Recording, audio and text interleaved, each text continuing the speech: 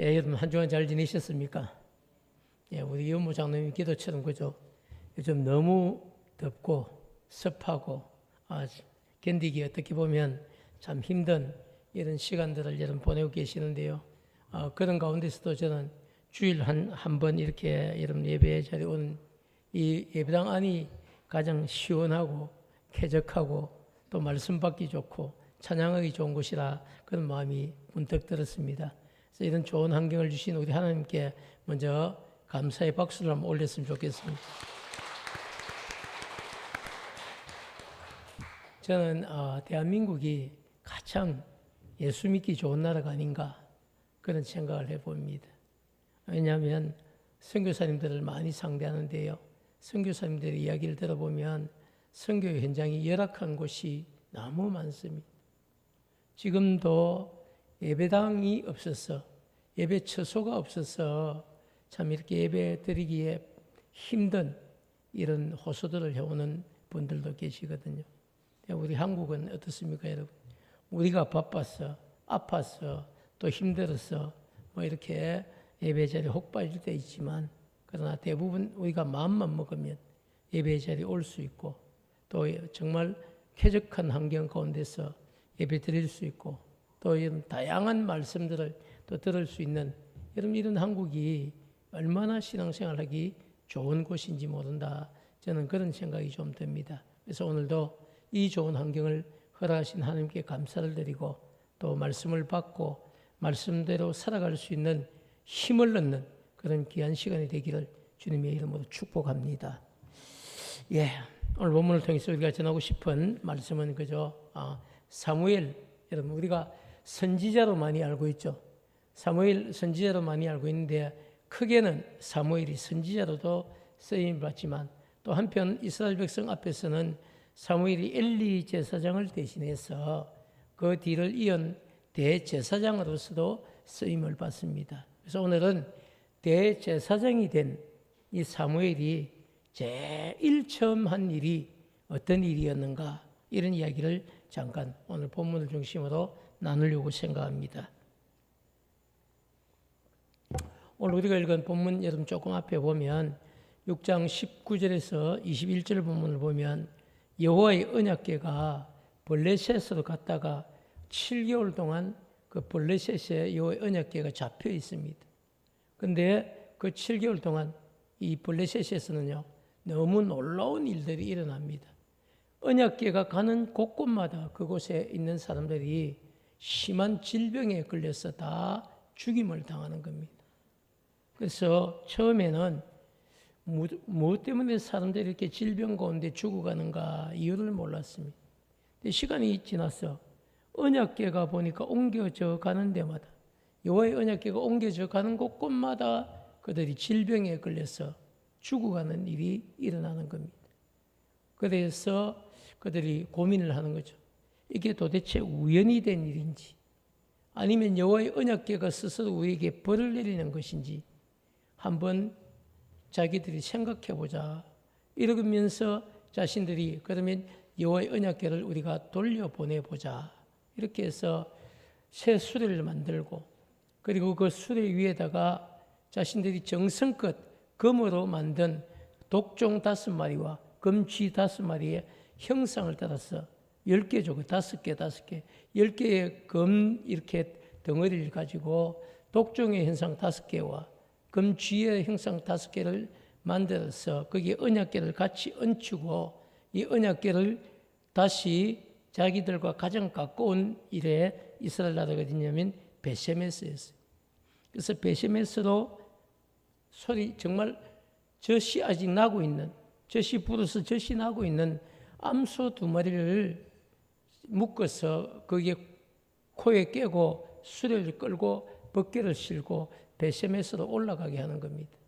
큰 길 대로를 따라서 이 수레가 가는데요. 그 뒤로는 자기들의 새끼를 뒤로 하고 이 암소들이 자기들의 새끼를 뒤로 하고 그리고 베세메스 길로 올라가고 있는데 블레셋 사람들 이렇게 생각합니다.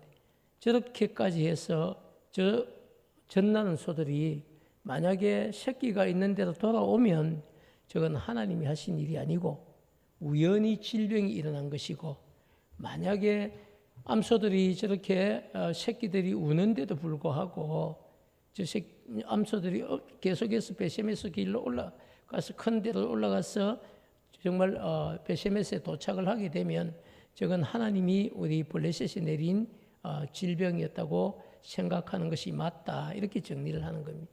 근데 그렇게 해서 시험 삼아 정말 금지, 금독종 5마리씩을 싣고 그게 여호와의 언약궤를 수레에 싣고 대로로 올라가게 했습니다. 근데 암소들이 눈물을 흘리면서 베세메스 길로 올라가는 겁니다. 돌아서질 않습니다. 새끼들이 미소를 향해서 이렇게 우는데도 불구하고, 부르짖는데도 불구하고 돌아서지 않고 계속 그 길을 올라가서 베세메스 길로 도착을 하게 되는 거죠. 자, 여러분, 이런 상황들을 겪으면서 이제 법궤가, 여호와의 언약궤가 이제 베세메스로 도착을 하게 됐습니다. 얼마나 여러분 귀합니까? 그래서 이 사람들이 베세메스에 도착하니까 베세메스 사람들은 여호와의 언약궤가 자신들에게 돌아온 것을 보고 너무 감사해서 언약궤를 끌고 왔던 이 2마리 암소를 잡아서 여호와 앞에 제단을 쌓고 번제를 다 드립니다. 그리고 그 언약궤를 모시는 거죠. 그런데 너무 기쁜 나머지 사람들이 여러분 어떨 때는 그죠, 자기의 생명보다 또 말씀보다 훨씬 더 호기심을 더 가질 때가 있는 겁니다. 그래서 여호와의 언약궤를 사실 가까이 해도 안 되고 심지어 뚜껑을 열고 들여다보는 것은 죽음이었습니다. 그게 모세 율법에 나와 있는 규례였습니다. 그렇기 때문에 대제사장 말고는 여호와의 언약궤 가까이 갈 수도 없었고 또 레위인이 아니고는 그것을 만질 수도 없었는데도 불구하고 이 베세메스 사람들은 여호와의 언약궤가 도대체 뭐가 들어있을까 하는 이런 호기심에 여호와의 언약궤를 뚜껑을 열은 겁니다. 그래서 여호와의 영광이 나타났지만 도리어 그 여호와의 영광이 규례를 어긴 그 베세메스 백성들을 다 그 자리에서 적사시킨 거죠. 그래서 성경은 어떤 부분에 갈로를 쳐서 그저 5만 명이 그게 죽었다 이렇게도 되어 있고 또 어떤 부분에는 옆에 갈로 안 치고 70명이 죽었다 이렇게 되어 있는데요. 구약학자들은 그 당시 그곳에 살던 베세메스에 살던 인구 전체가 5만 명이 안 된다고 그렇게 역사적인 근거를 가지고 있기 때문에 아마 70명이 더 가깝지 않을까. 한 마을에서 여호와의 언약궤가 올라온 것을 보고 수레에 실려 있는 그 언약궤에 뭐가 들어있을까 궁금해서 그걸 둘러본 모든 사람들이 그 자리에서 적사를 했다는 거예요. 그래서 너무 놀래가지고 그죠? 이제 안 되겠다. 이거 우리 마을에는 우리하고 감당이 안 된다. 그래서 윗마을에 있는 기랏 여아림에 연락을 해서 너희들이 이 언약궤를 좀 가져갔으면 좋겠다. 그렇게 해서 기랏 여아림 사람들이 내려와서 이 언약궤를 가져가게 됩니다.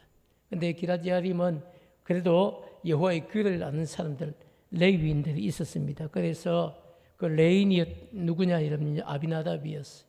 아비나답의 집에 이 언약궤를 모셔다 놓고 그의 아들 가운데 한 아들을 구별해서 엘리아살에게 네 지금부터 네가 여호와의 언약궤를 구별해서 모셔야 된다. 이렇게 해서 지키게 했다는 것이 오늘 여러분 본문의 이야기들입니다. 전 그렇게 여러분 언약궤는 아비나답의 집에 와서 20년 이런 세월 동안에 아무런 일도 일어나지 않고 그곳에 잘 보관이 되어졌고 또 감사하게도 그죠 정말 여호와의 언약궤를 옮기고 난 뒤에 이 집에나 이 마을에 다른 일이 일어나지 않았다는 안전하게 여호와의 언약궤를 모시게 되었는데요. 그런데 여기서 우리가 잠깐 생각해 봐야 될 게 있는데 여호와의 언약궤는 원래 여러분 이렇게 기란 야림이나 아비나답의 집에 가는 게 순서가 아닙니다. 사실은 성소가 있는 곳으로 여호와의 언약궤가 올라가야 되거든요. 블레셋 사람에게 빼앗겼을 때는 어쩔 수 없지만 다시 블레셋 사람들이 스스로 돌려줬는데 그럼 이 언약궤를 가져다가 성소가 있었던 실로에 갖다 놓는 것이 분명합니다. 그런데도 불구하고 실로에 가져가지 못했습니다. 왜 그랬을까요? 두 가지 이유가 있는데요. 그 첫 번째 이유를 보면 블레셋 사람들이 이스라엘과 전투를 치르는데 그게 아벡 전투였어요. 이 아벡 전투에서 이스라엘 백성들이 하나님이 이스라엘 백성을 도우시지 않는 겁니다.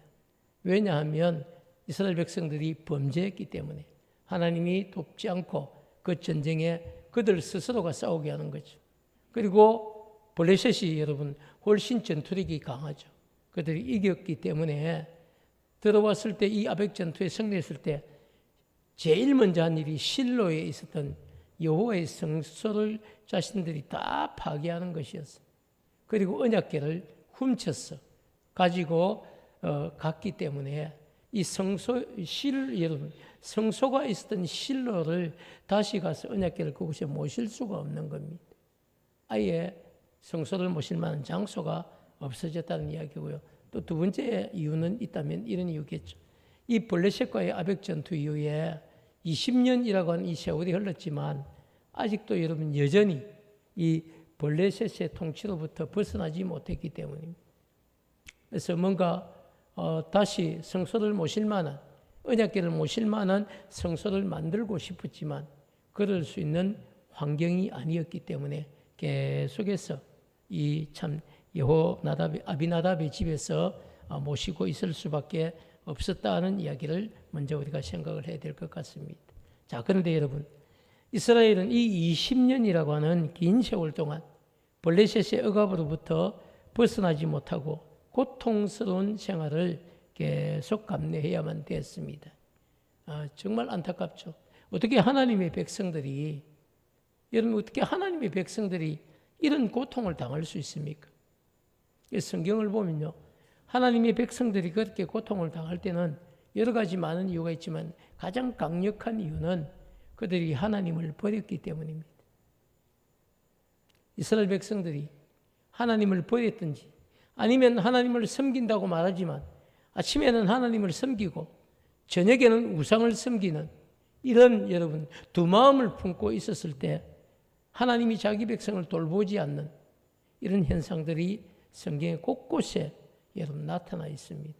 그래서 저는 우리 역시도 정말 우리가 제대로 중심을 다해 하나님을 섬길 수 있는 복된 백성들이 되시기를 축복합니다. 여러분 우리가 예수 믿는다고 이야기하지만요, 예수 믿는다고 이야기하고 아침에는 예수를 믿는데 저녁에는 예수 믿는 삶을 살지 못하면 이스라엘 백성들과 우리의 삶이 다를 바가 없다는 것입니다. 그러면 하나님이 자기 백성을 돌보시는 은혜를 내려놓게 된다는 겁니다. 하나님이 여러분 침묵하신다면 우리 삶이 어떻게 되겠습니까? 하나님이 여러분 외면하시고 등 돌리시면요, 지금까지 큰 소리 쳐오던 이스라엘 백성이지만 블레셋 군대에게 사로잡혀서 20년이라는 세월을 여러분 이렇게 고통당할 수밖에 없다는 사실. 저는 여러분 이런 이야기들이 그냥 성경 안에만 있는 그냥 이야기가 아니고요, 실제 일어났던 역사를 기록한 것이고 오늘 이런 영적인 분명한 사이클은 우리에게도 그대로 적용이 된다고 저는 믿습니다. 그렇기 때문에 여러분 어떻게 하든지 예수 이양 믿을 바에야 지금 제대로 잘 믿고 정말 하나님의 마음을 기쁘시게 하고 하나님의 마음에 감동을 줘서 하나님도 우리를 정말 챙기시고 살피시는 그런 분명한 은혜, 그런 간증이 있기를 주님의 이름으로 축복합니다. 여러분, 근데 아까 전에 말씀드렸죠. 그래도 감사한 것은요, 이런 억압과 고통만 있는 것이 아니고 이런 억압과 고통 속에서 이스라엘 백성들이 다시 여호와를 사모하기 시작했다. 성경은 그렇게 기록을 하고 있습니다. 감사한데요, 이 2절 여러분 후반부에 있는 사모한다고 하는 이런 히브리어 단어를 보면요, 나하라는 단어인데 몹시 슬퍼하다, 그리고 큰 소리로 울부짖다, 이런 뜻입니다. 이 고통스러운 시간이 점점 흘렀어요. 20년쯤 세월이 되었을 때에 이 백성들이 이제 더 이상 견딜 수가 없어서 하나님, 우리가 살기 너무 힘듭니다. 블레셋의 억압으로부터 우리를 좀 건져 주십시오. 이런 고백을 시작하기 시작. 하나님, 우리가 너무 힘듭니다. 우리 기도에 귀를 기울여 주십시오. 하나님 아니면 이제 우리는 안 되는 것 압니다. 하나님, 우리에게 은혜를 다시 부어달라고 그렇게 기도하기 시작했다는 겁니다. 그렇게 하나님을 다시 찾기 시작. 자, 여러분, 그런데 여러분, 이 후반부의 상황을 좀 더 쉽게 설명을 하면요. 이스라엘 백성들이 20년이라고 하는 이 긴 세월 동안에 블레셋에게 받는 억압이 너무 고통스럽거든요. 대부분 어떤 것이냐 이라면 자신들이 농사를 다 지어 놓으면 꼭 수확을 해 놓으면 군대를 끌고 와서 어떻게 합니까? 다 빼앗아갑니다. 농사를 열심히 짓고 하면 뭐합니까? 딱 먹고 살 만큼만 남겨주고 10분의 한 2 정도만 주고 10분의 8은 다 빼앗아가는 겁니다. 이런 세월을 계속 살다 보니까 얼마나 피폐하겠습니까? 농사를 지어야 될 의미나 목적도 없는 거죠. 해 놓아봐야 하나님이 우리를 보살펴 주지 않으시면 어떻게 됩니까? 다 빼앗기는 거예요. 군대를 몰고 올라와서 여러분 위협하고 협박하고 아니면 죽이고 빼앗아가는데 죽기 싫어서 그냥 빼앗기는 것이죠. 이런 삶. 그래서 여러분 하나님을 다시 찾을 수밖에 없는 상황이 되었다는 것이죠. 자, 사랑하는 여러분. 살아가면서 우리가 정말 힘들 때 하나님을 찾는 것이 여러분 부끄러운 일일까요? 많은 분들이 이렇게 얘기를 해요.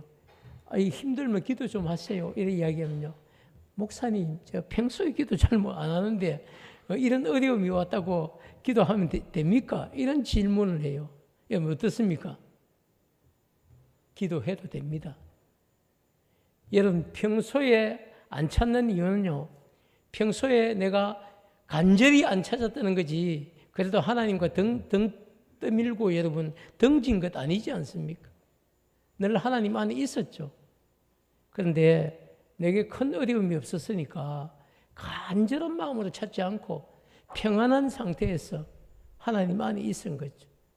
근데 여러분 어려움이 다가오면 그렇게 할 수가 없습니다. 평안한 상태에서는 그저 하나님 안에 있는 것만 해도 은혜죠. 그렇지 않습니까? 그런데 어려움이 다가오면요. 반드시 우리는 여러분 기도해야 됩니다.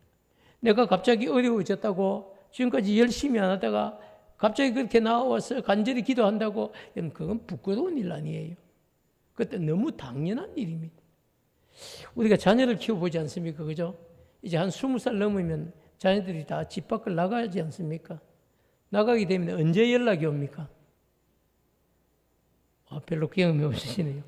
우리 집을 보니까 꼭 저거 필요한 일이 있을 때 연락이 오더라고. 평안할 때는 연락이 별로 안 와요. 그러면 전화 한번 하면 무소식이 희소식입니다. 이래요. 별일 없다는 이야기죠. 잘 살고 있다는 이야기입니다. 근데 전화가 먼저 걸려올 때가 있어요. 그때 언제입니까? 도움을 요청할 때 아니면 기도해 달라고 할 때, 기도 제목을 줄 때 뭐 이런 때죠. 그죠? 그래서 정말 필요할 때는 우리가 뭐 전화 안 해도 스스로 먼저 전화 와서 이런 일인데 기도 좀 해주세요. 기도 부탁을 하기도 하고. 이렇게 여러분처럼 자녀가 아버지, 어머니, 부모님을 찾는 것이 당연하듯이요. 우리가 하나님 안에 살아가다가 힘든 일이 다가오면 하나님을 찾는 것은 부끄러운 일이 아닙니다. 그런데 이스라엘 백성들 어떻습니까? 20년 동안 견디다 못해서 이제 하나님을 찾기 시작합니다. 저는 이게 은혜의 출발점이라고 믿습니다. 사랑하는 여러분, 우리가 힘든 일이 다가오는 것은요, 하나님이 우리를 힘들어 봐라 이래서 주시는 환경이 아니에요. 힘들지, 그 다음에 뭡니까? 견디기 힘들지, 그 다음 뭐예요? 나를 찾아. 자, 제가 한번 해보겠습니다. 제가 견디기 힘들지 이러면 여러분 하나님을 찾겠습니다. 이렇게 대답하는 거예요. 견디기 힘들지 하나님을 찾겠습니다. 이게 영적인 여러분 이게 사이클이에요. 우리가 여러분 견딜 수 있으면 우리 힘으로 하려고 얼마나 우리가 애를 쓰겠습니까? 근데 우리가 아무리 우리 힘으로 해보려고 해도 안 될 때, 정말 또 참기 힘들 때, 견디기 힘들 때, 여러분 내 삶에 그런 일들이 다가왔을 때 우리는 여러분 하나님을 찾아야 되는 거예요. 그게 너무 인지상정이고 당연한 결과 아닙니까? 그때 하나님을 찾지 않는다면 여러분 우리가 하나님의 자녀입니까? 우리가 하나님의 자녀라는 사실을 우리가 어떻게 알 수 있습니까? 나도 모르게 내가 힘들 때가 되니까 나도 모르게 누굴 찾더라? 하나님을 찾더라. 그게 우리가 하나님의 자녀란 정거란 사실을 잊지 마시기 바랍니다. 구원받았습니까? 이런 질문을 많이 해요. 목사님, 제가 구원받은 거 맞죠? 여러분이 더 잘 알아요. 정말 그런 어렵고 힘든 상황이 나올 때 자기도 모르게 하나님을 뭐라고 부릅니까? 하나님 아버지. 하나님을 아버지라고 부르는 사람은요, 다 구원받은 성도예요. 우리가 구원받지 않았다면 하나님을 어떻게 아버지라고 부르겠습니까, 여러분? 그런 것처럼 여러분, 오늘 이스라엘 백성들은 자신들에게 다가온 이 어려움, 20년이라고 하는 이 고통 가운데서 견딜 수 없어서 하나님을 찾기 시작했다는 겁니다. 사람은 여러분 너무나 간사했어요. 힘들지 않으면 하나님을 찾으려고 하지 않고 자기 힘으로 살아가려고 할 때가 훨씬 더 많습니다. 그렇기 때문에 하나님은 때때로 자기 백성에게 고통이라고 하는, 여러분 힘듦이라고 하는 이 방법을 통해서 하나님을 찾도록 하신다는 것이죠.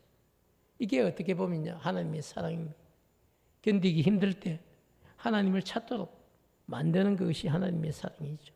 사랑 여러분, 혹시라도 요즘 그저 어렵고 힘든 고통의 시간을 보내고 계신다면 바로 지금이 하나님 앞에 나와서 도움을 구할 때라는 사실을 잊지 마시기 바랍니다. 저는 한 주간 살아가면서 저도 무더위 약하기 때문에 참 힘들었습니다. 근데 여러분, 무더위도 힘들지만 때때로 우리가 살아가면서 그저 영적으로 힘을 잃을 때가 있습니다. 그럴 때에 우리는 환경과 함께 찾아오는 영적인 무기력을 경험할 때가 있습니다. 그럴 때 여러분, 우리가 기도밖에 없습니다. 시원한 냉수를 마시고 우리가 정신을 차리듯이 하나님의 말씀을 읽으면서 정신을 차리고, 말씀을 들으면서 정신을 차리고, 그리고 기도하면서 기도에 분명한 응답을 받으면서 우리가 정신을 차리는 그런 영적인 분명한 여러분 체험들이 있기를 축복합니다. 사랑하는 어떤 분은 그죠, 자신의 아픔 때문에 그걸 해결해 달라고 기도해야 될 것이고요.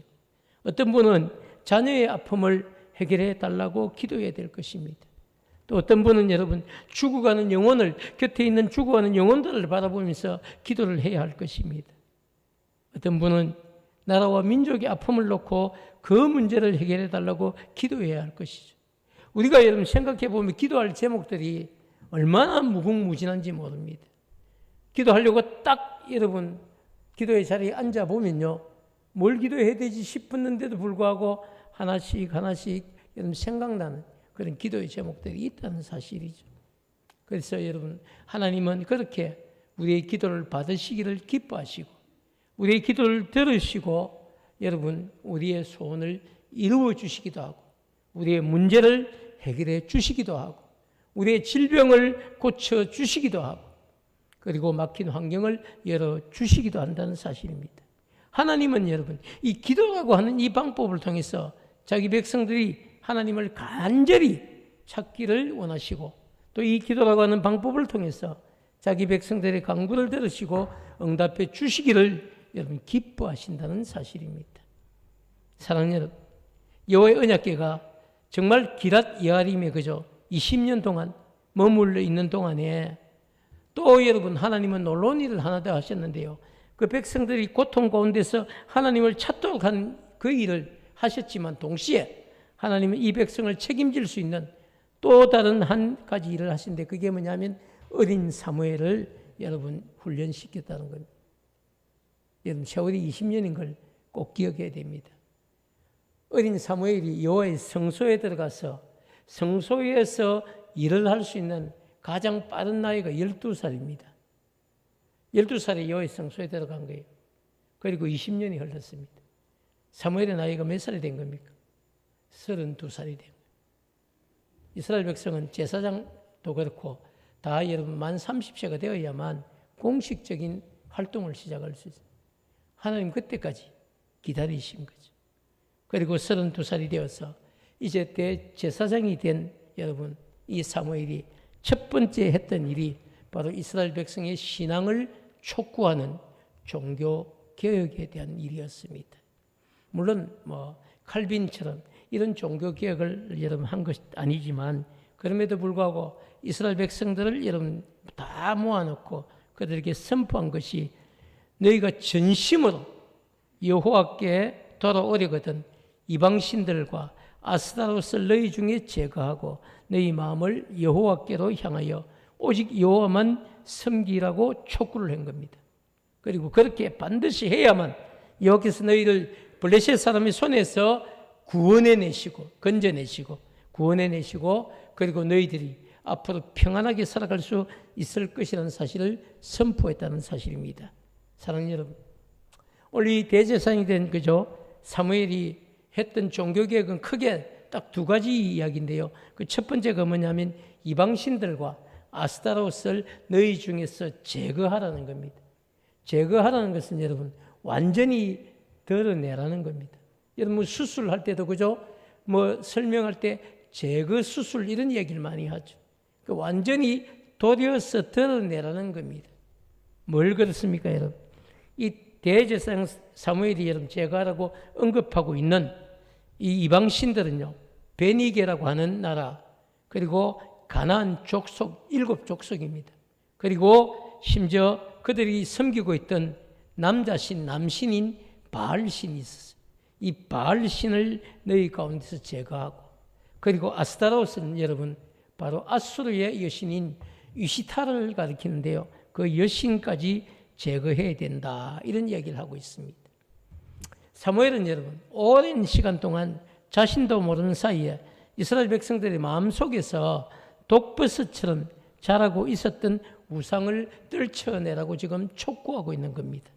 자, 사랑하는 여러분, 사무엘이 살고 있었던 이 시대에 바알과 그죠 이스타르가 우상이었다면 오늘 21세기를 살아가고 있는 저와 여러분에게는 어떤 우상이 있을까요?